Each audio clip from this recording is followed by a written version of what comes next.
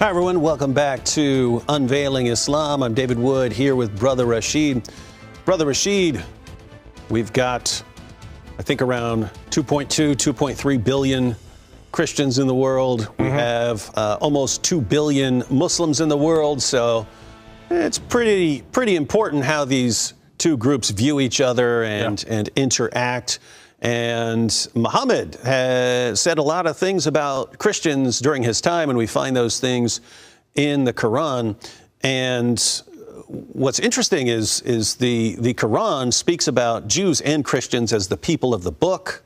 Yes. And at least early on, Muhammad seemed to have a very favorable view of both Jews and Christians. In other words, early on in his early revelations, he seemed to view it as it's Muslims and Christians and Jews, and we're all together as the monotheists against the polytheists. Yes. And that didn't hold together. That view didn't hold together very long. Well, that's a good explanation how Muhammad changed his view about Christians and Jews through his lifetime, or at least the 23 years.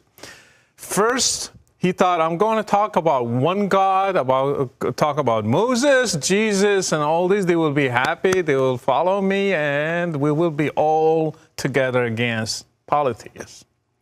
Of course, his first helper was Waraqa, which was the cousin of Khadija, and he was supposedly a Christian. Another thing, when they had some persecution there, they fled to Ethiopia, or what we call Ethiopia, Habasha back in the days. And they went there and they had protection from Christians. So they thought, like, yeah, we are kind of the same boat. We believe in the same beliefs.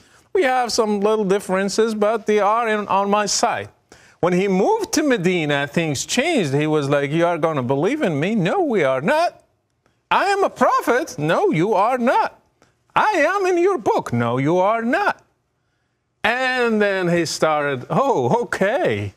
Well, the angel Gabriel will take care of you guys. And then the verses started being nasty towards Christians and Jews. And that is interesting that that the Quran's view of Jews and Christians changes based on Muhammad's feelings about Jews and Christians. Yes. So I understand.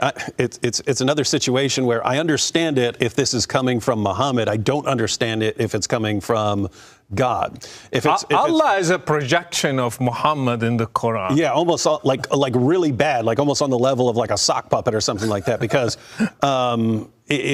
if Muhammad, however he's feeling towards some group, the revelations come down to confirm that. Yeah. So early on, it's, hey, you know, all the monotheists are together. We're all friends. We're all buddies.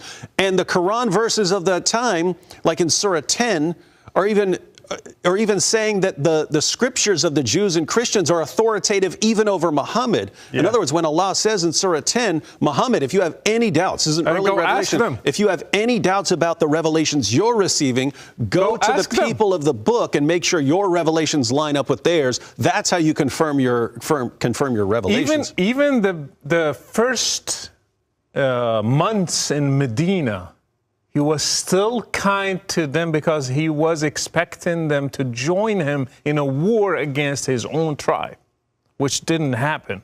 For example, Al-Baqarah, just when he moved to Medina, the Baqarah started coming, the chapter of the cow.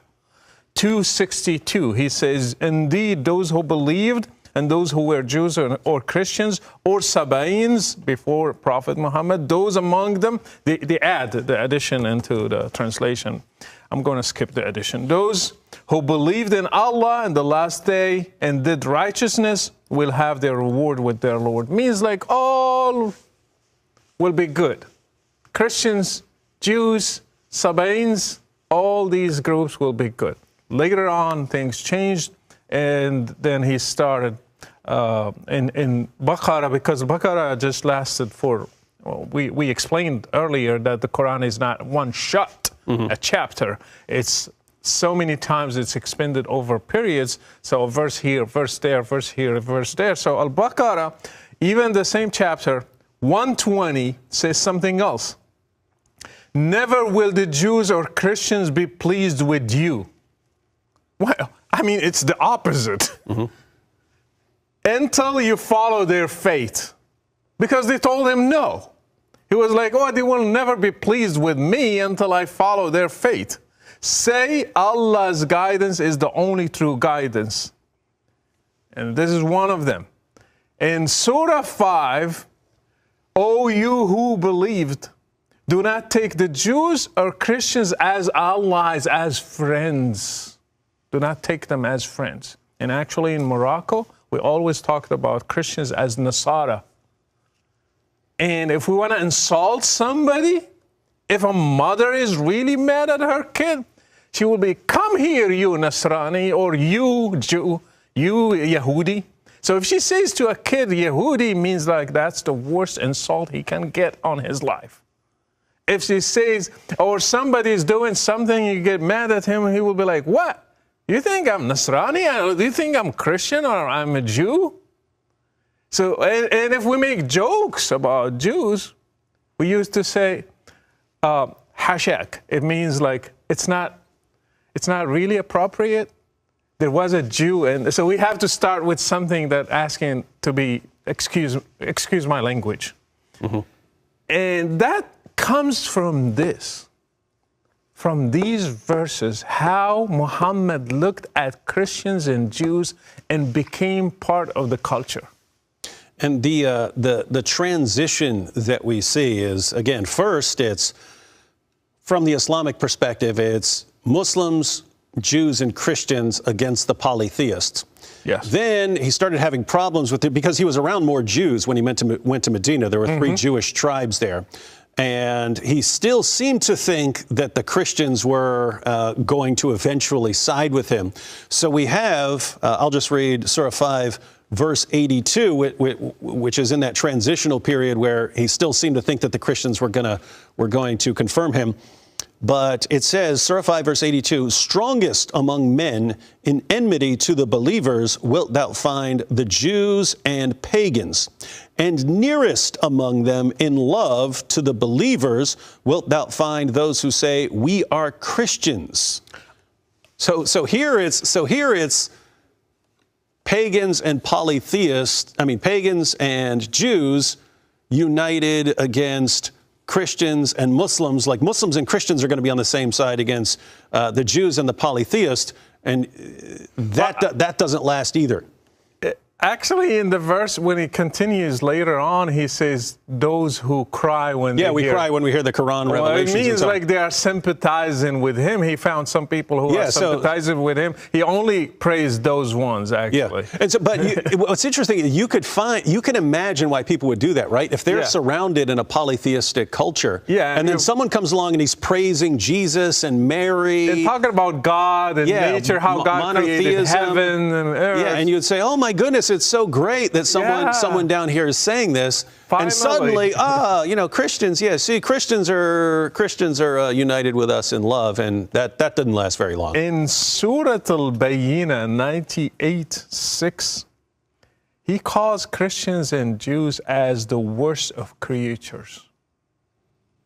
In Surah 9:30, 9 is like the last chapter that was supposedly revealed to Muhammad.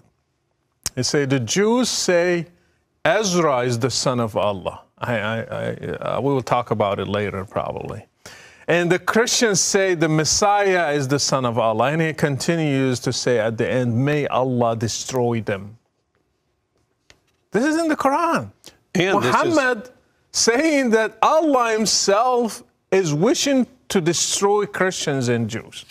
And that verse conveniently comes right after 9:29. Yes. Where Can Allah you read commands, that one? Yeah, I want to comment about it. Yeah, Surah 9, verse 29, Allah commands his followers, fight those who do not believe in Allah, nor the last day, nor hold that forbidden which hath been forbidden by Allah and his messenger, nor acknowledge the religion of truth. And it says, from among the people of the book. So it's talking specifically Jews and Christians, until they pay the jizya with willing submission and feel themselves subdued. So based on this 929, Christians and Jews had two choices. Either to pay money so they can stay as Christians and Jews, or convert to Islam. The third option is not an option, it's just to kill you. based on that, my own people got destroyed in history. I'm from a Berber bloodline. Berbers were Christians in majority. Wasn't Augustine? Augustine was Berber. Tertullian was Berber. Saint Tertullian, Saint Augustine, Saint Polycarp was the Church of Carthage, which is Tunisia, was the main church in North Africa. It covers Morocco, Algeria, Tunisia, all that place. Berbers were strong Christians. There were 70 bishops when they gathered for 70 bishops in North Africa, in Morocco and Algeria and Tunisia. When Islam came in the 7th century, wiped them out. Took their kids as captives to the Caliph. Took their daughters as captives based on 929. In Egypt, the same thing. In Libya, they didn't have money to pay jizya.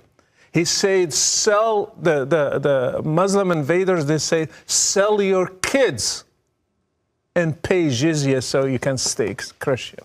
This is what happened in history. So this verse, Muslims say, it abrogates each peaceful verse before it, because it's in chapter 9, the last chapter revealed to Muhammad. This verse killed millions of people, took many girls. In Morocco alone, in history, it's written, 120,000 girls were sent to the Caliph, Berber girls and boys. 120,000. That's according to Muslim sources, not according to me. So talk about peace in the Quran. So putting all of that together, it is very common for Muslims who are doing dawah, that's like their version of evangelism, to go to passages in the Quran that are where we have some common ground about Jesus, or verses that are saying something early on in Muhammad's career when he had a more favorable view of Christians, and say, see, this is what Islam teaches.